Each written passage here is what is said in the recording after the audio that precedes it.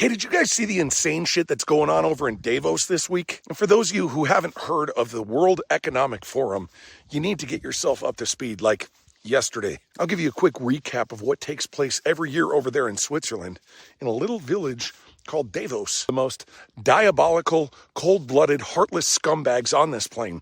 They all fly in. I'm talking about presidents, tech gurus. They call them unicorn founders, whatever the fuck that means. You got CEOs of massive globalist companies who are determined on buying up all of America's single-family homes by 2030. You probably heard of them. BlackRock, State Street, Vanguard, and others. And they're on track to do it, by the way. But that's a topic for another discussion. I'm talking about central bankers, the Rothschilds, Christine Lagarde, Joachim Nagel, Martin Schlegel, Amir Yaron, all kinds of other shitbags. And if any of those names don't ring a bell to you, don't worry. Just wait, because they certainly will over the next couple of months. The media is there. Celebrities are there for no other reason other than to enhance their influential powers to get you to conform in the future.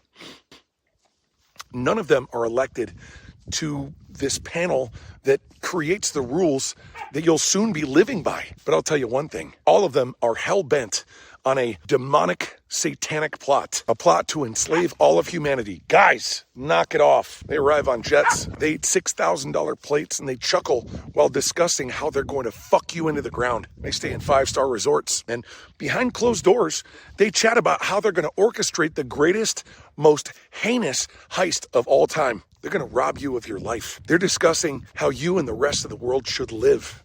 You ever heard of the term, you'll own nothing and you'll like it? Yeah, they came up with that. And their plan is to make it come true by 2030. They plan on creating what they call an Internet of Things. That means every little thing in your possession, you'll have to rent back from them. From the light bulbs that illuminate your home to the clothes that you wear on your skin and the water that you drink and everything in between. It'll all be tagged and encrypted. You'll have an allowance to use every month, and if you do or say one wrong thing, if you step out of line, you'll have a reduction in your credits. You post a political meme that isn't deemed appropriate, well, you just got docked 5 credits. How's that sound? And now you can't use your phone or run your heat in your personal pod for 3 days. It's going to be an open air prison where everything is accessible, but you can't have it. And I'm not joking about any of this. The ship is sailing, and until enough of us challenge it, everyone is going to be living in a 15-minute city in less than 4 years. I'm trying to wake you up, because if you think that they can't possibly get us to leave our homes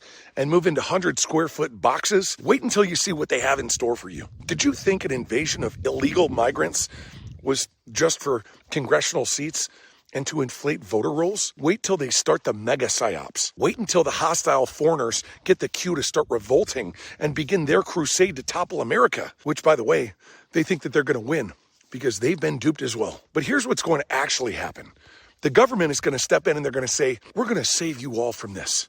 And it's for your safety. It's called Hegelian dialectic. Look it up if you're not familiar with the term. They create a problem, people begin clamoring for a solution, and the government gives it to them on a silver platter.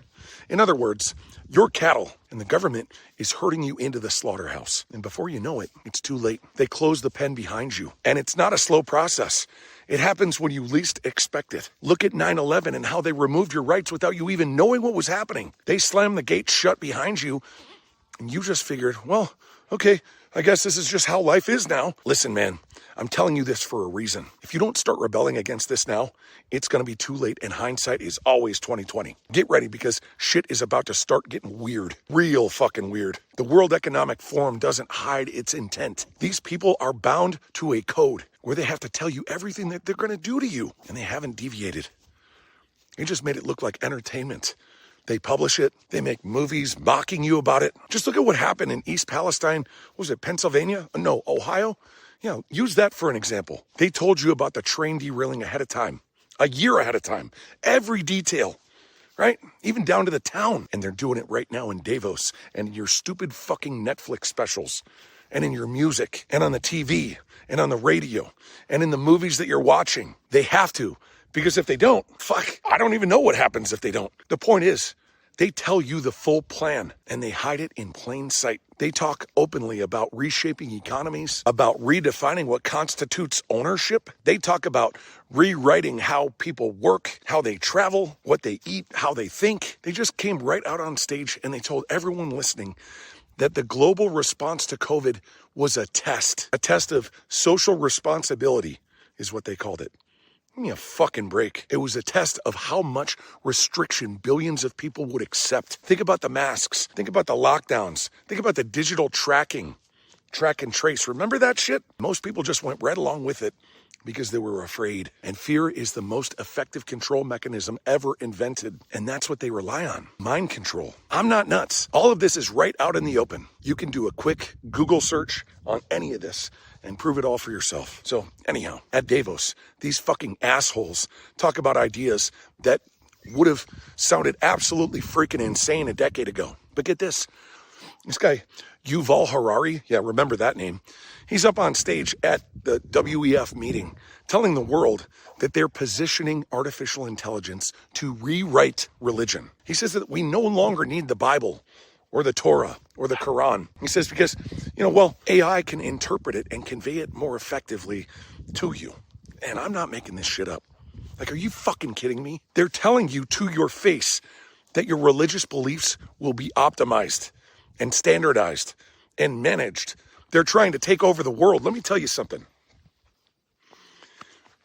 When unelected officials talk about redesigning culture and faith and economics and human behavior, it's time to wake the fuck up. And I'm just over here trying to shake the shit out of you. But so many of you are still listening to the lullabies that they manufactured for you. You don't even notice. You don't have to believe in conspiracies to see the pattern. And I'd rather be called a conspiracy theorist than participate in whatever the fuck this is.